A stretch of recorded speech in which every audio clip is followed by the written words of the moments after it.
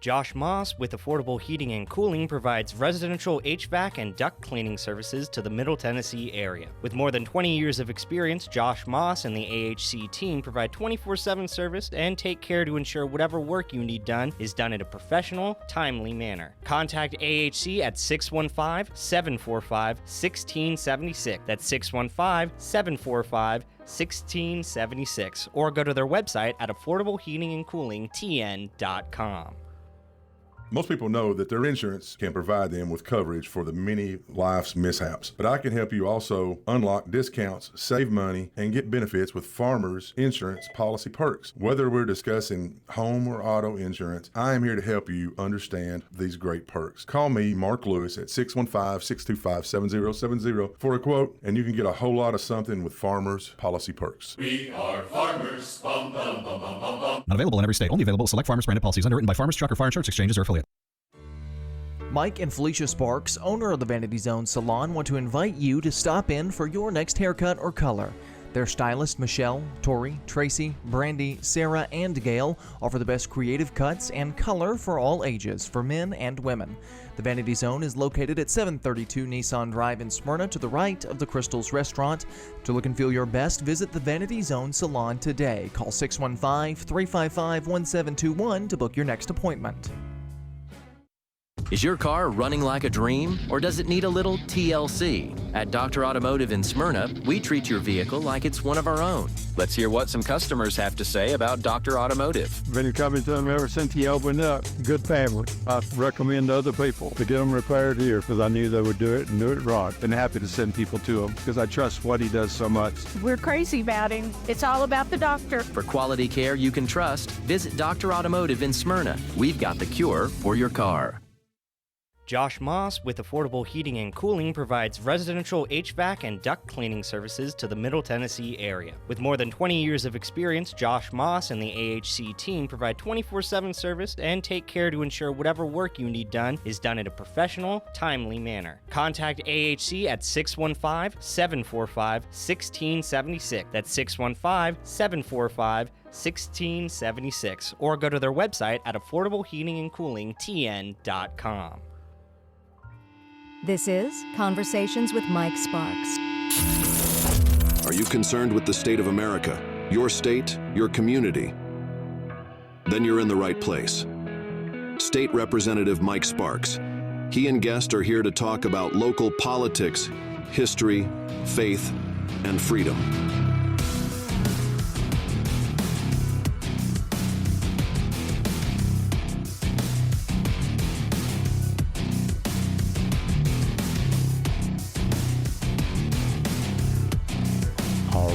You're listening to Conversation Mike Sparks. I'm your host, Mike Sparks. Got a big show tonight. And before we get into that, let me tell you who our guest is that's coming up. Antonio Ferguson and Denarius Stinson with Community Options of Smyrna and Middle Tennessee. And then at about 5:17, we've got Smyrna local historian, music historian David Piercy that's going to be on with us. It sounds really interesting. And before we go into that, I want to give a shout out to Fire Chief Bill Culbertson on his retirement, and many thanks to Mayor Mary Esther Reed and the Town Council for asking Senator Don White and I to say a few words to present a state proclamation. But nice event, very touching event, nice send off for the chief, and but someone I knew that influenced Chief Culbertson was someone who influenced my life was the late Sally Walls, Tennessee's first female police chief, and one of the first female officers in Middle Tennessee. But when I started to recognize the chief, I just asked everyone how many folks were influenced by the late Sally Walls, and it really surprised me. It looked like every hand went up in that entire event center at Smyrna Town Event Center. It used to be called Town Center. But anyways, I know Chief's excited for retirement, and it's really neat to see how someone like Sally Walls has influenced so many people including our fire chief and so many other officers that were in the audience there, as well as Councilman H.G. Cole, Jennifer Britton, and others. And anyways, been kind of a chaotic past couple weeks. You know, we've had Antioch school shooting and really some challenging times. We've got Bridgestone in Laverne laying off 700, and looks like Nissan's going to be laying off a few folks. And but challenging times, and I'm hoping folks can really work together to try to solve some problems. And speaking of working together, Antonio, I know y'all help a lot of folks that are less fortunate that with community options and helping address the homelessness crisis and special needs. And we just done a little Facebook Live just now, but I see where you were promoted last year to executive director. Mm-hmm. And how long have you been with Community Options? I've been with Community Options going on now 4.5 years. Yeah. Late February is when I was promoted. Okay. Now, if folks aren't familiar with Community Options, I know you had a nice ribbon cutting. Commissioner Brad Turner of Smyrna was there. Yeah. And the mayor was there, said several words. The new town manager, David, is it Santucci? Santucci. So. I know Lee was there with the Housing Authority as well. Yeah. And so that looked like it was a great event that day. Yeah. I think we did a great job of bringing the community out, and we're looking to do the same thing in some of the different things that we have coming. So how many folks y'all work with right here in Middle Tennessee to help with housing? So overall, we have a little over 100 individuals currently, whether that's through housing, employment, PA services, and transportation. So it varies. So it looks like Community Options, y'all are in 11 different states? 13 now. 13? Yes, 13. Really? Yeah. Now what got both y'all into this type of work? 'Cause a lot of folks probably, wouldn't go into, advocacy like this for helping less fortunate and helping housing and those suffering with disabilities. What motivated y'all? Well, for me personally, I was an MTSU grad, wanted to stay in the area, but I also wanted to do something with advocacy. I was a political science major, so I didn't know if it was going into politics or going into community work. Yeah. So while I was in college, I started working at a healthcare organization similar to Community Options, and I fell in love with the work. I think when you get to working with individuals who have intellectual and developmental disabilities and seeing how they develop over time, it just pulls on your heart. And so I knew that this was something that I wanted to do for a long time. And so years later, I'm still doing this work. Yeah, good. Did your parents influence you for community service, for, just trying to help others like that? I mean, is that who you credit it to, your mom, your dad? Yeah, I would say me personally, maybe my grandmother. That was the first person that I was ever a caregiver for. Yeah. And so I think being young, doing that sort of work, now in my adult years, it just reflects and shows. Is your grandmother... She's still with us? No, she's not with us any longer. She passed, yeah. Well, the folks, we went through that taking care of my mom and, about 6 years, and then my sister passed last year. And, boy, I tell you what, man, if you talk about a ministry that's needed is right there in our nursing homes. I mean, it's a sad place, and just the caregivers just trying to keep staff, and seems like they're always understaffed. It's not that they don't care, the management, but it's just such a challenging field to be in. Now, how do y'all do like group homes? We steer away from group homes, so they live in homes and apartments like you or my family would want to live in. So there's no more than a 3-bedroom. Okay. Some live with a 2, and we try to get them in homes that you ideally would want to live in with your family. Yeah. So you'll have 3 clients though. We call them individuals. Together. Yes, possibly 3. Okay. And it just varies. There's a couple of roommate meet and greets that happens. A lot of families meet and talk before then. But again, we try to stay away from the hospital or hospital setting, where it's more focused on that one-on-one. Yes. I had a guy that came to work for me years ago, and that was back years ago when I first got my car business started. And I remember, man, he had such a desire to work, and I really didn't need him, but I let him work. He was special needs. But what was amazing with this guy? His name was Donnie Charles. A lot of people in Smyrna knew who Donnie Charles was. I seen the dude bowl a perfect game. I mean, perfect game. And with all due respect to late Donnie, he probably couldn't ride a bicycle, but he could bowl a perfect game. I thought I was amazed when I seen that. Do y'all see folks that they have the challenges, but then they're almost like a savant in other areas? Oh yeah, definitely. I've seen someone similar, right, Yeah. where they are the Stephen Curry. They can't miss a basketball shot, but Really? Don't know how to cook themselves breakfast, right? Yes. And so there's different things with different people, and so we just try to support them the best we can. We were able to help his brother Brad had a bad fall a few months ago, and they were up in the Capitol with me several years ago. We were trying to find placement for Donnie. It just got so hard for his family, his dad, who's now passed away, to try to take care of him. And I was asking him about, how can he be so gifted in one area? And I remember asking his father one time, because Donnie called me and said, "Hey, why don't you come to my birthday party?" I said, "Where's the birthday party?" He says, "It's at Hardee's." It's kind of funny. It's at least 10 years ago. So I went, and it was just me and his dad and him, and I guess he was about in his 50s. And I asked his dad, I said, "Man, how did he get so good at bowling?" He said, "Man, he just practiced. But what the brother would say, if he cut the stove on, he'd get into watching a bowling video and he'd forget all about the stove. He couldn't juggle both, like that. So what can the community do to try to help y'all to help your mission and what y'all are doing? For us, it's creating opportunity. So you asked what got us started. For me, it's advocacy. Just being an advocate. The people we have, they have the ability to do the same things we do. They just need the tools and resources. Yeah. So whether that's a small business owner saying, "I'm going to employ people with disabilities and not discriminate," whether that's, "Hey, I know someone that could possibly help you because I can't right now, so plug them into resources." The big thing right now is this 5K that we do have coming up, and that's the start. Even if you can't donate or register, showing up.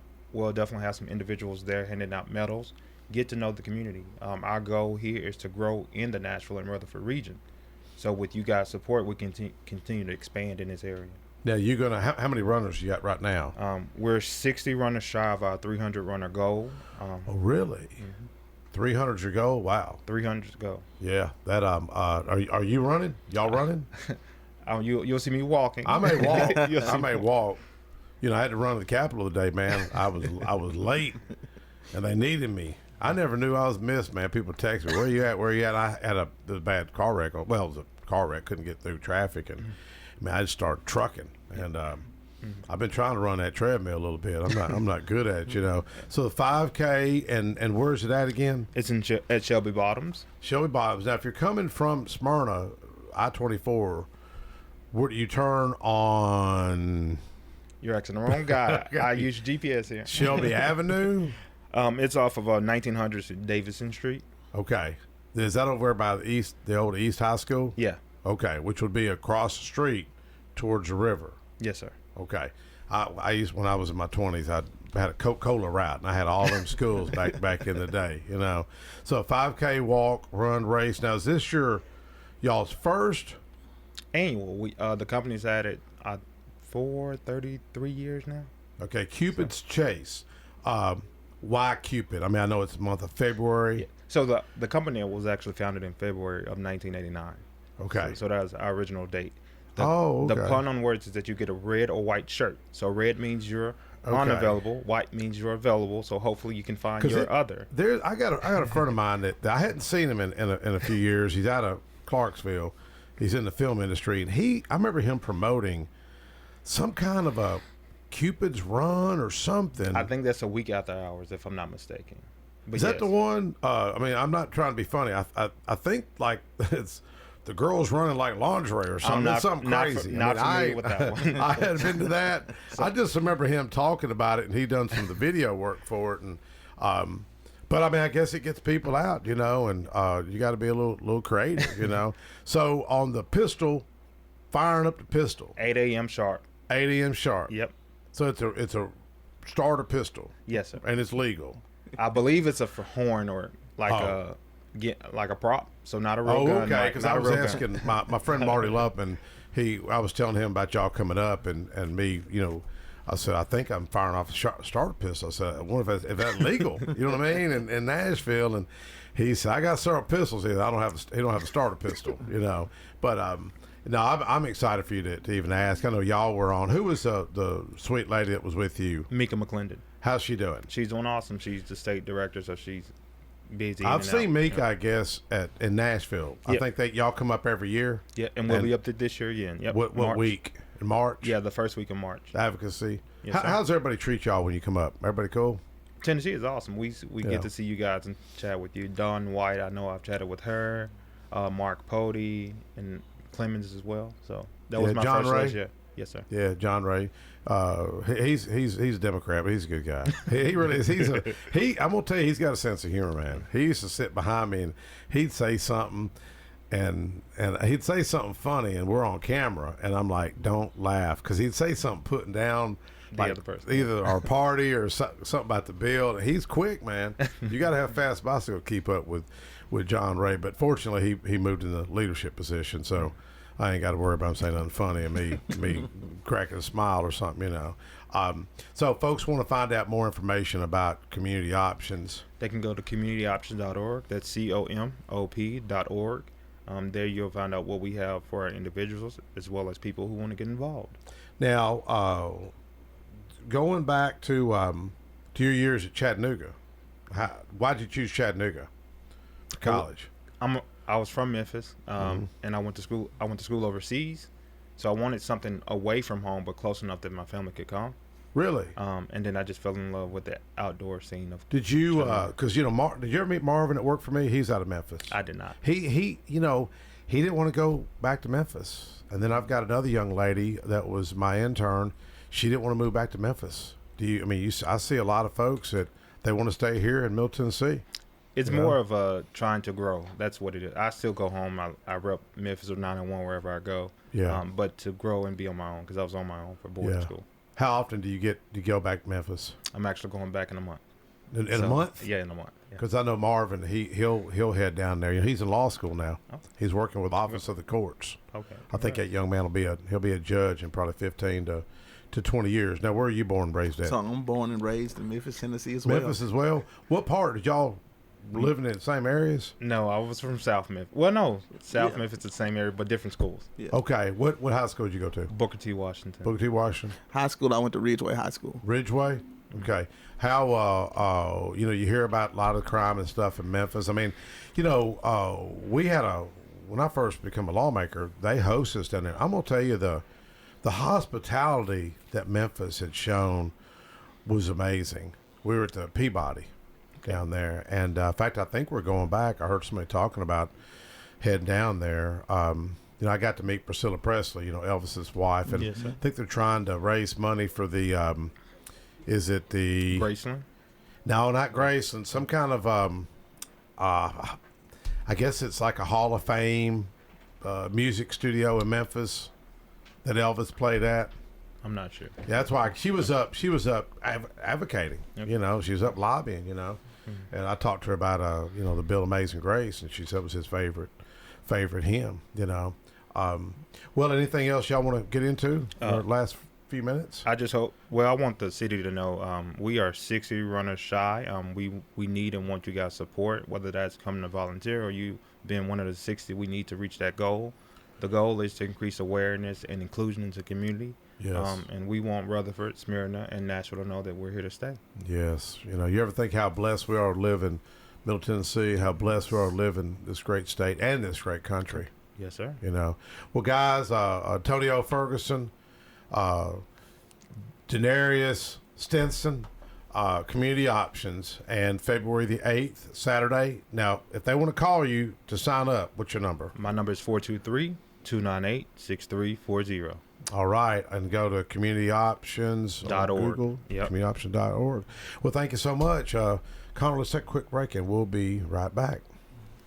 Josh Moss with Affordable Heating and Cooling provides residential HVAC and duct cleaning services to the Middle Tennessee area. With more than 20 years of experience, Josh Moss and the AHC team provide 24/7 service and take care to ensure whatever work you need done is done in a professional, timely manner. Contact AHC at 615-745-1676. That's 615-745-1676. 1676, or go to their website at affordableheatingandcoolingtn.com.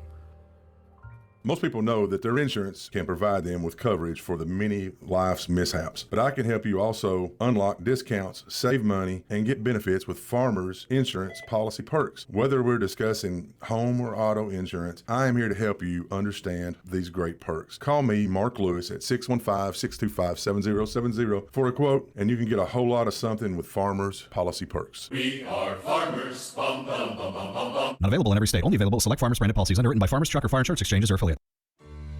Mike and Felicia Sparks, owner of the Vanity Zone Salon, want to invite you to stop in for your next haircut or color.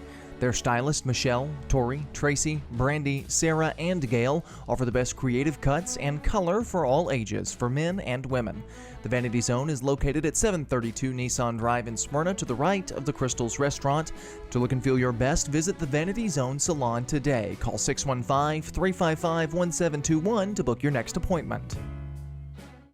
At Dr. Automotive in Smyrna, we're committed to providing local car owners with top-notch auto repair services. Let's hear what some customers have to say about Dr. Automotive. I just really appreciate Danny and his whole team. I always feel like I'm going to get great service and the right outcome. You just don't find any better people. He's always been very good. We've got the cure for your car. Dr. Automotive, keeping your car running smoothly, mile after mile. Visit our website, smyrnaautorepair.com.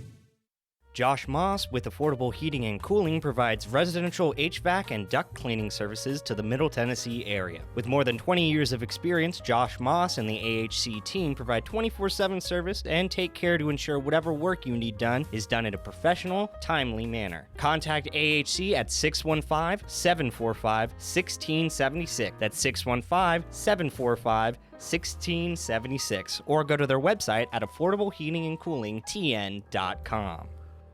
Most people know that their insurance can provide them with coverage for the many life's mishaps, but I can help you also unlock discounts, save money, and get benefits with Farmers Insurance policy perks. Whether we're discussing home or auto insurance, I am here to help you understand these great perks. Call me, Mark Lewis, at 615-625-7070 for a quote, and you can get a whole lot of something with Farmers policy perks. We are farmers. Bum, bum, bum, bum, bum, bum. Not available in every state. Only available at select Farmers branded policies underwritten by Farmers Truck or Fire Insurance Exchanges or affiliate.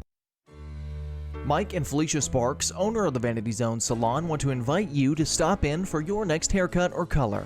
Their stylists Michelle, Tori, Tracy, Brandy, Sarah, and Gail offer the best creative cuts and color for all ages, for men and women. The Vanity Zone is located at 732 Nissan Drive in Smyrna, to the right of the Crystals Restaurant. To look and feel your best, visit the Vanity Zone Salon today. Call 615-355-1721 to book your next appointment. At Dr. Automotive in Smyrna, we're committed to providing local car owners with top-notch auto repair services. With over 2 decades of experience, our ASC certified master technicians are experts in both foreign and domestic vehicles, ensuring accurate diagnosis and timely, cost-effective repairs. From oil changes to major engine and transmission repairs, we've got the cure for your car. Dr. Automotive, keeping your car running smoothly, mile after mile. Visit our website, smyrnaautorepair.com. Hi there, my name is Rusty Russ. I, along with my sons, Luke and Reed Russ, sell real estate for Stevens Group in the Middle Tennessee area. We are a team of professionals who have the knowledge of local and regional market, which allows us to offer you a full range of commercial, industrial, residential, and investment real estate services, matching our resources with your needs. You can call us at 615-366-8900 or at my cell 615-406-5553 or email jrustyrust@comcast.net. AFFI is Middle Tennessee's premier choice for pest, wildlife, and moisture control. They specialize in those difficult and unique cases. You can reach them by phone at 615-300-2395. That's 615-300-2395. Or stop in at 200 Glenrose Lane in Smyrna.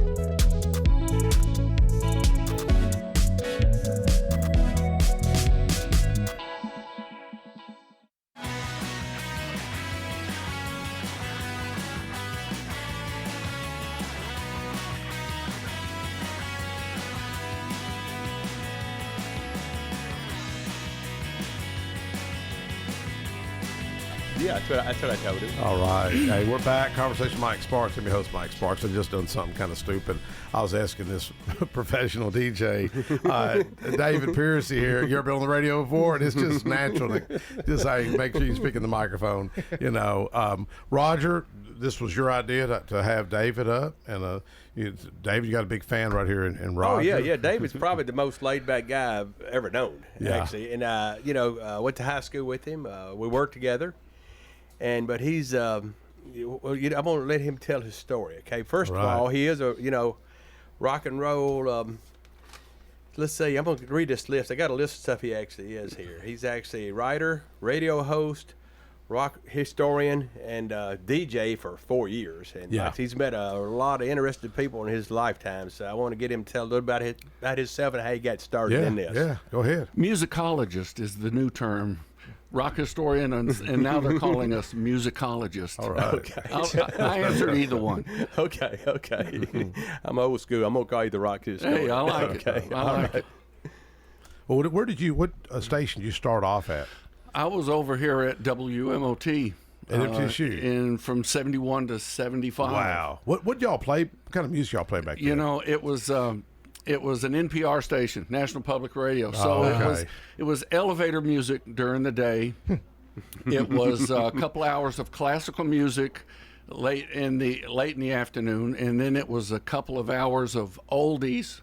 Yeah. And then I oldies meaning like 50s. 50s, okay. And then I played blues for a couple hours, and then they had a couple hours of what they called underground music, which was deep cut album-oriented rock. And see, it was an NPR station, and we were supposed to be a nameless, faceless voice on the radio, but that's what I wanted to do. So as far as I was concerned, every time that switch went on, it was the David Piercy show. Really? Did you get to play any rock music of that time? You probably couldn't because it was... Oh, yeah, because, now there's the old school blues. Okay. But 60s and 70s era rock was blues based. All of those British bands that came over here. Yeah. Eric Clapton, Led Zeppelin, a lot of that stuff. It was blue. Jeff Beck. Yeah. And then you had Johnny Winter and stuff like that. So I played all of that stuff. So I got to play my rock and roll, and it was technically blues. So. That's what we did. That's what I did. I got in trouble for it because also, what I got in trouble for, I knew what was good in that era on the radio, but they had a very limited idea of what should be played. So I would get the latest records before they actually came into the station, and I would just bring my own records in and play them. And I really got in trouble for that because people would be calling for the stuff I was playing on nights when I wasn't there. Oh. So I knew I was right. So I did it anyway. So cool. I don't regret a second of that. We've got Jeremy Smithson. I call him the intern. Jeremy's I'm not a musician. I guess he's a drummer. Yeah, a drummer. All right, we've been talking about that. You've been running with this gag for the past month or so. And it never gets old. The joke, never gets old. The joke it keeps on giving. Huh? Well, we were talking about but there really is power in music. Sure, there is. And I would have never thought that years ago until I've been around music a little. I mean, I've always liked music, but I never thought about music bringing people together. Well, it always has. So. I think it has a certain healing power, and it's like my guy, Jimi Hendrix. Yeah. He could just hit a note, and, every emotion I've ever had from the lowest low to the most joyous high was he expressed somewhere in just a sound or a lyric. Yeah. So music, it hits you deep. That's why when a famous musician passes, it hits people so hard because it's a big part of your life that goes away. So when I have had the opportunity to meet some of my rock and roll heroes on occasion through the years, I always say to them, thank you for the soundtrack to my life, and they appreciate it. I met Billy Gibbons of ZZ Top, and I said, man, thank you for being a big part of the soundtrack of my life. And he thought about it for a second, and he said, I'll take it. I like that. So I think they it was, appreciate that. It was Bob Marley that said one good thing about music: when it hits you, you feel no pain. Yeah. Now you're a Hendrix fan. Are you a big Bob Marley fan as well? Well, I was not a reggae fan. You know, I mean, I appreciate who Bob Marley was, and what he means to people, but I was more into the blues-based rock and roll. I still am. I'm a real dinosaur in that respect. Well, I guess you've worked on a documentary about Hendrix. Yeah, I have. So have you covered him coming down was it the Troubadour Club he played over here on Nashville Highway? No, that's Jefferson Street, and I'm really a big part of working on a big part of the history of that. The Jefferson Street Sound Museum was founded and run by a good friend of mine named Lorenzo Washington. And see, Nashville, Music City, that's why it's Music City. Because in the 50s and 60s, before I-40 came in and just decimated that neighborhood, there were hotels and nightclubs and restaurants all up and down that, and on any given night, and it's mind-boggling to think about it, but you could see Aretha Franklin, Otis Redding, Little Richard, it just goes, Tina Turner, it just goes on, and just in any club on any night. So, and all of that, he's trying to preserve all that history because it's going away. Yeah, well, I saw you at Channel 5 last year. I saw you on a segment on that about that museum. I did see you on there. It's really an incredible place, and I would encourage anybody to go down there and meet Mr. Washington and have him give you the tour, because he grew up on that street. Okay. And what was that called again? The Jefferson Street Sound Museum. They have a website, and right down the street is the I think it's the Elks Club. And it was a nightclub back then, and there was a really hot guitar player in town named Johnny Jones. He's gone now. I interviewed him in 1990, and he died in 2009. But he was a big man, and he was the hot guitar player in town. And on the stage in that club, he and Jimmy had what they call a cutting contest, where they just got up there and just go for it. And there's a huge mural on the side of that building that kind of celebrates that. Okay. And my wife and I, Cindy, we went down there once, and a gentleman came out the side door, and I introduced myself and said, I know about all the history that happened in here. Is there any way we could go in and see the place? He thought about it for a second and said, come on in. So we went in, and all these old black gentlemen were sitting there drinking beer. They welcomed us in, and I went up there and touched the stage. This is where it happened. So that's one of two stages that Jimmy played in Nashville that still exist. Okay. Wow. You actually met his dad, didn't you? Jimi Hendrix's dad? Yeah, I met him in 96. I was an art major in high school, and I had painted a picture of Jimmy, and I took it down. We took it to Seattle, and I met him there and gave him that. So, well, speaking of art, he's got a really good story, man. If y'all ever pull up STLROCKN on YouTube, yes, on YouTube, and you'll see a photo or a painting of Jimi Hendrix. Push that, and you're going to see all these YouTube videos David's got out, and all these people he's seen and met and had interactions with. But one I picked out, I wanted to talk to him about tonight, was B.B. King. Yeah. Everybody's heard of B.B. King. Yeah. Yep. I want to give a shout out to, I was on the special events committee. When I got to MTSU, I was an art major for a couple of semesters, and that didn't work because they didn't like me and I didn't like them. So I got into mass communications, and in no time I had a column in the paper reviewing concerts and records. And I had my own show on WMOT. But shout out to my friend Harold Smith. Harold was the head of student programming, and he brought me and he welcomed me into the special events committee, and they booked the concerts at MTSU. And the Allman Brothers, the original Allman Brothers, played over here in the alumni gym. Which before was Murphy Center. Murphy Center wasn't even a muddy hole in the ground yet. Wow. And sadly, I went in there recently, and they walled up the stage, so there's no stage anymore. But the original Allman Brothers played in there. Mm-hmm. So B.B. King was coming, and I was still an art major, and I painted.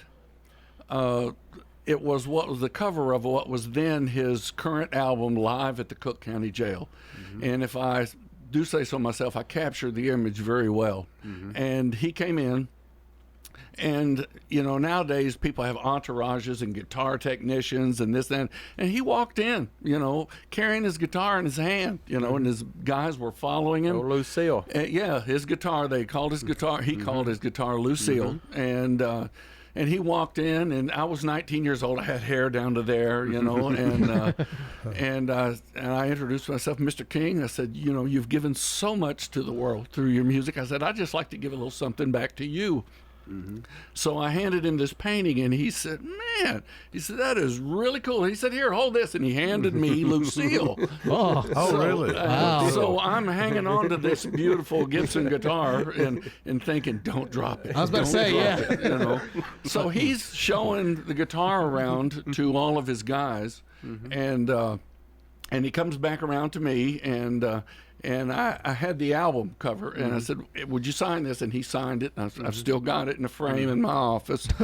And I handed him the guitar back, and he shook my hand, and I said, thank you, sir. And he thanked me. So we went down, took our seats right there at the foot of the stage, because there was it was a gym. There was no seating except the bleachers. So I'm like right down there, and he played I saw him again, later on, but he played a great show that night, over 2 hours. And at the end of the show, they're kind of doing a little instrumental blues shuffle, and he motioned with his head, and one of his crew, a young kid, came on. He said something in this kid's ear. So the kid left, and he keeps playing, and the kid came back on stage with my painting, and he stops the band, and the band stops, and he says, he didn't say gentlemen, he said, ladies and gentlemen, he said, the young man came in, met me when I came in, and he gave me this, and I wanted to show it to you, and he showed it to the crowd, and they applauded, and his name, and he read my name, and he said, where are you? So, of course, I was like right there at his feet. And he said, come on up here, Dave. So I was 19. I weighed 150 pounds. And he's a big, robust guy. And he just pulled me up on stage, threw his arm around me. And they hit us with a spotlight. He said, a hand for my man Dave here. And I was like, well, I thought, wow. Who does that? Who does that? So he gave me a guitar pick that said B.B. King, shook my hand again, and thanked me. And so I jumped back down, and he said, Dave, this next song's for you. And he played The Thrill Is Gone. And I'll remember that till the day I die. Wow. Because he was such a nice man. Yeah. It really was. But I thought that when I watched that video, I said, man, this is a cool story. I'm going to have to get that out of David when we get here. That was really cool. Let me go back to where my musical journey started. Okay. I came along at just the right time. Mm-hmm. I was 10 years old in 1964 when the Beatles played Ed Sullivan. Mm-hmm. So, that was all the kids were talking about the next day was the Beatles. And so I went out and bought my first record. I bought the single of I Want to Hold Your Hand. Mm-hmm. I was so proud of it. I had my picture made with it. I still got that picture. But I came in at such a time. I lived through what I think is the greatest era from about 64 to 74. That's my favorite. The most creative music. A time when musical giants walked the earth, and you could see them in concert for $5. And they actually played. The instruments and all. So it was live. So it was not just that era, but I came in on the tail end of the pioneer stuff, like Buddy Holly and Eddie Cochran, and Elvis was still Elvis. He hadn't turned into the Las Vegas Elvis yet. You're right. And so I got that, and the Beatles were so creative. It's hard to explain to somebody that wasn't living at the time how exciting it was waiting for the next Beatle album to drop. Mm-hmm. Because I was always the first person in the neighborhood to get the new album. And all the kids would come over to the house, and we would spin that album and listen to it. And I really missed those days, because it was such a special time, And the late great Tom Petty, who was about my age, once said, every generation thinks the music of their era is the best, and in my case, it happens to be true. Yep. So so that whole era, that's where I came from, and so many great concerts. Oh yeah. Like once again going back to my MTSU days, Joe Walsh when he was has his trio, the James Gang. They played over here. Jackson Brown, an unknown Jackson Brown, opened for him and got booed off the stage. Oh, really? Oh yeah. It was just him and a guitar and a piano. And the people, I got you. They did that to Dylan when Bob Dylan came out with. Well, that was in 1965 at the Newport Pop Festival when he came out with an electric guitar. Yeah. You go see the movie. Have you seen it? That kid's going to win an Oscar. Yeah, really. We went to see Timothy Chalamet. Timothy Chalamet's He's going to win an Oscar actor behind that. Yeah, we really good. My wife wants to see it again. Yeah, It's really but, good. And I saw Elvis 3 times over here. I took my mother to see Elvis because she would never buy a ticket on her own. I said, "You're going to see Elvis," so I took. I didn't take. I just got tickets for her and my dad, and she still remembers it fondly to this day. She says it felt like he was singing just to me, but that's what he did. I've got a lady, Carol Parrott, in my Sunday school class, and somehow we got to talk about Elvis a couple of years ago, and here she just turned 88, I think yesterday, right? And I guess Elvis threw her his scarf. I think she's still, Carol Parrott, Miss Parrott, and.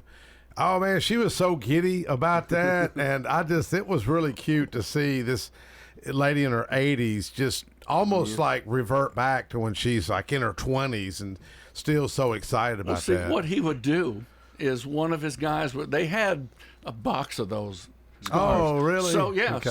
so I'm not going to tell her that though. No. So his guys would come and throw one of those scarves around his neck, and he would go to the edge of the stage and lean over, and he'd kiss one of these women. You'd never see that these days. And they would take the scarf. It was just something that he did at his shows, and everybody knew it. Yeah. So I saw him 3 times in 2 weeks. He played 2 nights in a row.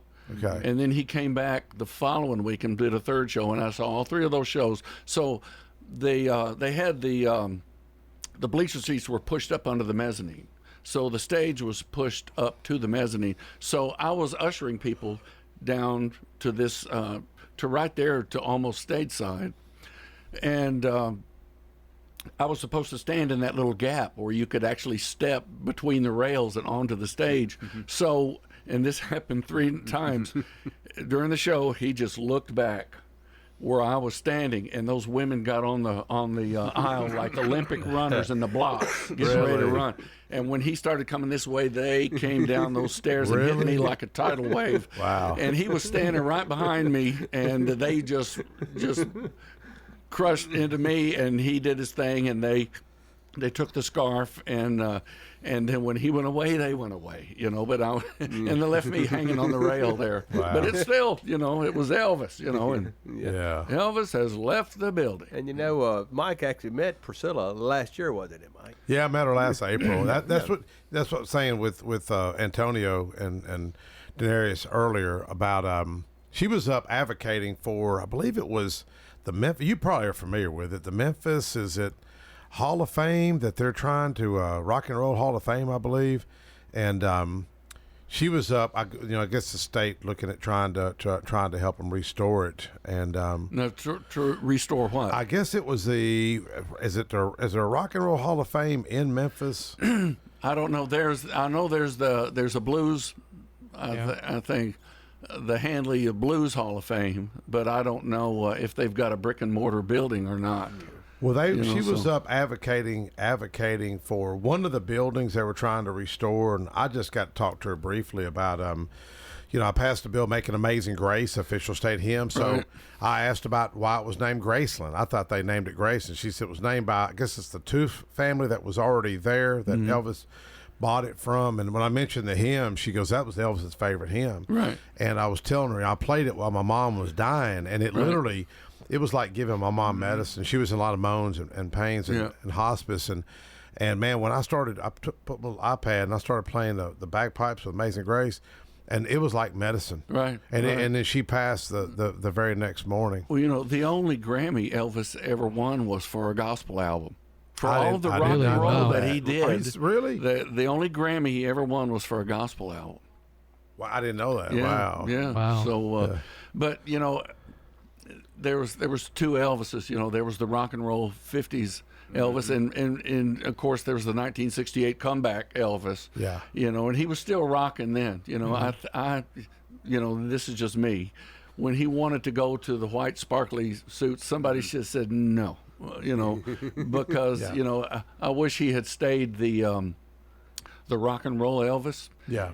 But Colonel Parker had that grip on him, you know, and Elvis should have gotten out, because that era, the era we're talking about here, that late 60s, early 70s, is when these great rock artists, you could go into the Village in New York or, in London, and see Eric Clapton or somebody like that on stage, or Jimi Hendrix just jamming on stage. They just walk in and play on a given night. And Elvis should have been hanging with people like that. Yeah. Can you imagine him singing blues with Eric Clapton playing along with him, or you know, duets he could have done with some of the great rock singers, but you know, he just wasn't allowed to do that, and it's really a shame. It really is. But you know, we're glad for what he left us. He did leave us with, you know. Yeah. Well, I was watching something today about, is it Jerry Reed, when he recorded a song and then Elvis wanted to record it, and I think that Colonel Parker was trying to, like, saying, hey, you know, you're going to have, no, he was going to play that for was Dolly Parton. He wanted to Elvis wanted to record "I Will Always Love You." Oh wow, really? And and Colonel Parker said, well, you know, Elvis has to get half the publishing, you know, if he records a song, and she said no. But I think Jerry Reed did something similar and walked out. I'm not familiar with that story, but you know, did Jerry Reed knuckle under and let him do it, or? No, I said he wasn't. No, he wasn't going to do that. I mean, I've seen Dolly tell that story, you know, and she's, gosh, who wouldn't want Elvis to record your song? You know, speaking of Dolly, my assistant at the time, I guess it was about 3 or 4 years ago, you know, I wanted to honor, you know, like, you know, at the time everybody wanted to tear down monuments, and I wanted to honor Amazing Grace, because it was written by a slave ship captain. A lot of people don't know the history. Okay. But I asked my assistant, he's out of Memphis, and he says, I said, who is it that everybody just seems to like? What musician? You know, who does everybody like? You know, it's not Kid Rock, it's not Garth Brooks. You know, most people like Elvis, and he says Dolly Parton. Yeah. And so we had this idea to do the Amazing Grace sung by Dolly Parton would be Tennessee's official state hymn. Right.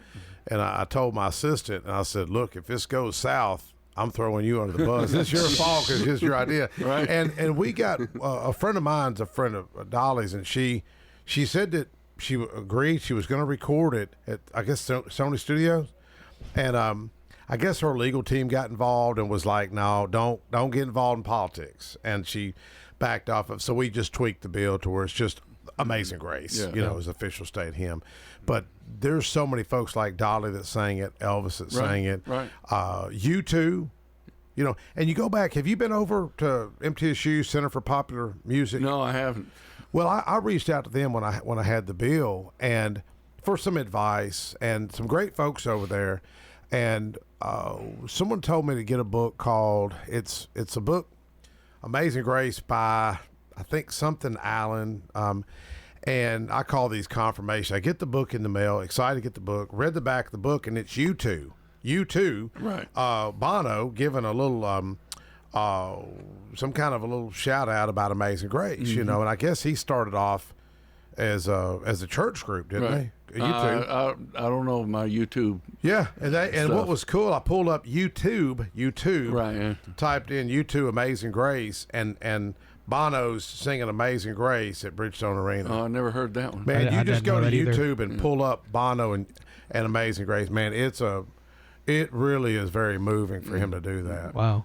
Let me do another rock and roll story here. Yeah, something local. A couple that deal with Johnny Cash. Johnny Cash had a show on ABC, ran for 3 seasons from 68 to 70. Yep. And the first time we went to a tape in 1968, I was 15. My mother went to high school with him. Really? And she was a year ahead of him. Dyess, Arkansas, population 550 maybe. Oh, wow. And so I had her high school annual. And she was a senior, he was a junior. And, you know, in his picture, he's kind of snarling like Elvis. Yeah. So back then, you know, there was no security like there is nowadays. So afterwards, I just went backstage, and I went up to him, and he was taller than me, and I said, "Mr. Cash, when's the last time you saw one of these?" And he said, "Son, where'd you get that?" And I said, "It was my mother's." And he said, "Well, who's your mother?" And I showed him her picture, and of course he knew the family because everybody knew everybody then. But 2 years later, at another tape on the Johnny Cash Show, I was a senior in high school, and he had Eric Clapton's band, well, Derek and the Dominoes. They did the Layla album. Oh, wow. And they were the guest, you know, and they weren't, you know, I had just found out, you know, through the network, through channels, that they were going to be the guest, although it really wasn't. It was in the paper, but they didn't say his name. So I was up in the balcony, and back then the Ryman was the musty, dusty, old Ryman. It wasn't the beautiful restored facility it is now. So we were up in the balcony, and then I was looking down at the stage, and I thought, how can I get down there to get, because I had Clapton's first solo album. I said, how can I get down there and get this signed? So in the corner, in the balcony, in the far corner, and that's walled off now, there is no such thing, but there was a bunch of props up against the wall. So I walked over there, and I looked behind those props, and there was a door. So I went through this door and came down this really steep staircase and came out right in front of Eric Clapton's dressing room. And the door was ajar, and I was kind of afraid to go in. Like I say, I'm 17 years old. And some guy looked out and saw me stand there and said, "You want to get that signed?" And I said, "Yeah." He said, "Come on in." So I walked in, and it didn't occur to me who else might be in the room. But I just focused on Clapton. I went over there and I said, "Man, I really appreciate it if you'd sign my record." He didn't say, he shook my hand, he didn't say anything. I handed him a pen, and he started writing, and it didn't write. And he shrugged his shoulders and looked up at me, and I reached in my pocket and went, "I have a spare." So he signed my record album. And I said, "Thank you very much," shook his hand again, went back up to my seat. You could never do something like that again. Right. But I still have that in frame on my office wall. Yeah, that's a cool one. So, yeah. So that was November 5th, 1970. In fact, you can go on YouTube and see the performance he did, because I thought, I've got to get on this recording. And after the first song, Johnny comes out and he goes, "Well, you know what? I really am proud to see the people here love you like they do." And you can hear me whistle just really loud, and the applause starts up over again. So forever and ever, in perpetuity, there I am on that recording. So, yeah. Go ahead, Jeremy. Well, I mean, you've been wanting to jump in here. It just put me on the spot, but you know, I've just been listening to you talk about your just life of meeting all these like larger than life musicians that I've only just heard about, because my folks, that was their music. They grew up in the 60s and 70s and 80s, and so that's what I was growing up listening to. I listened to, Eagles, Zeppelin, Skinner, Led Kansas. Zeppelin. It was the first concert I ever went to. August 25th, 1970, at the Municipal Auditorium. Oh, really? $6.50 for a 10th row seat on the floor for Led Zeppelin. Really? You know? And that was a couple of weeks before their third album came out. And I remember that was probably the last listening party I ever had. I got that album, went over to a couple of my buddies' house, and they said, "I knew you'd be the first one to get it." And we listened to that album. You know, that's not the one you play backwards. No, that's the Beatles. That's one you're more into the Beatles. That's that one you played backwards. That was the But I always, you know, I never made much into that, because rock stars, if they had a message like that, they just scream it out loud. They wouldn't make. Well, you know what? You know what happens when you play country music song backwards? Yeah, don't you? your truck gets fixed, your dog comes back to life, and you get your job back. And your woman comes back what's too. What's your favorite Allman Brothers song? I know what it is. I'm just going to see if you say. I think I know, but go ahead. That's hard to say. You know, You know, I'm Well, real, right here, we got a major highway comes through. I'm real. Oh, you don't mean Rambling Man? Yeah, do you? Rambling Man. I'm trying to give you a hint. I probably no. That's not really. That's not really my. That's post. That's a good one. That was post Dwayne. I'm more like. Sweet Melissa, Midnight Rider, or something like that. One Way Out. You know, when Dwayne was still leading the band. Yeah, you know? And you know he's the one on Derek and Domino's that slide. That is Dwayne Allman. Oh, really? That's him on the. I know something. Yeah, but that's actually him. Absolutely. Wow. I always thought that was just Eric just going to town on his guitar. I got one more real quickly. I know we're running short here. In 1973, I went to, and this group may be beyond your scope, but at the time, in 1973, Uriah Heep was one of the biggest rock bands in the world. Them, no. And they still exist, but there's only one. All of them are gone except for the guitar player. So he still goes out with a bunch of guys, but it's not really Uriah Heep. But they were huge. They had a live album and a new studio album they were touring behind. And we found out where they were staying. And they were staying at what was then the big hotel in Nashville, because there weren't a lot back then. Roger Miller had the King of the Road Motor Inn. And there was a nightclub on the top floor called the Roof. So we went over there. Is it still there? It's not that. The building's still there, but it's not. Not the King of the Road. But we got there before they got there. And like I said, this is where all the entertainment types sat. And I'm sitting there in the lobby waiting for them to get there. And Chris Christopherson and Rita Coolidge walked in and sat down on the couch next to me, and I was like, "Whoa!" You know. Wow. But I didn't know what to say, so I didn't say anything. Yeah. But they recorded here in Murfreesboro one of their albums when they were married. Recorded where at? I can't remember because I used to play that record, but I would have. I think it was over there, off of Salem somewhere. Well. But there was a recording. Are you here. doing any research about the Jimi Hendrix in visiting Murfreesboro? I know he played all around the area. Because I had heard that club off the old Nashville Highway. Was that Troubadour?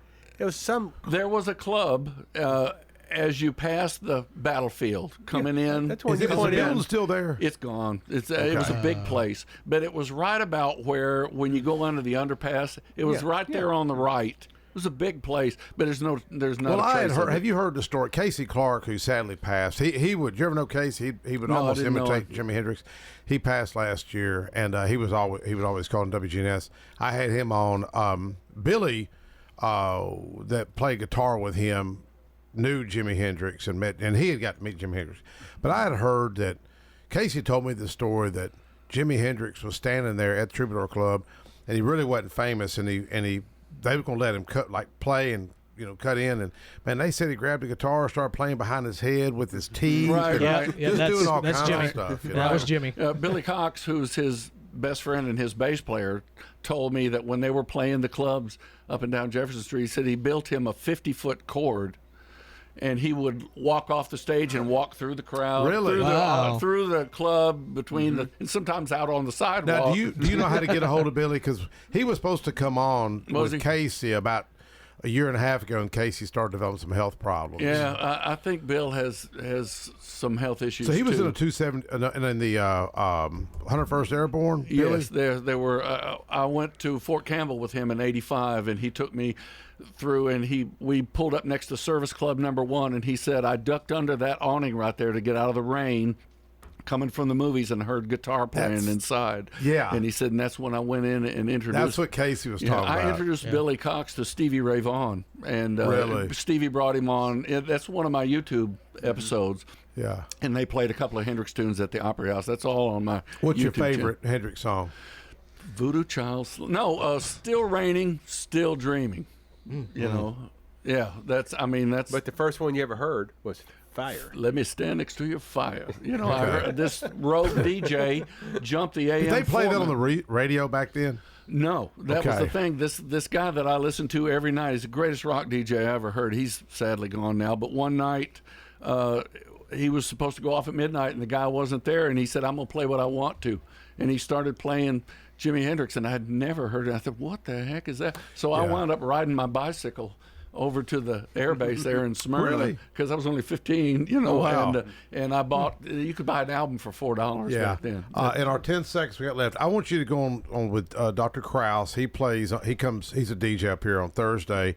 He was a DJ in California. He was my political science professor. Jennifer Krause, Channel 5. That's his daughter. Oh. But thank you, David Piercy. Hey, Yeah, Now, David, folks, it was a blast. how do they get a Wow, hold it's of been a you if blast. they want to see more about some of your stuff online? Go to YouTube and type in, just think Still Rockin', STLROCKN, and a little image of Yes. Jimmy will come up. You click on that, and all my episodes will come up. Yes. All right, man. Thank you so much. Hey, and like I said, I wish you had about another hour. Yeah. Get Yeah, all let's go. into it. Hey, man, here. it was a blast to pick Hey, your it was brain. good. Yeah. We just scratched the surface, but it was yeah. fun. All right. Yeah. All right. Thank you. Thank you so Connor. much, man. All right. See y'all next week.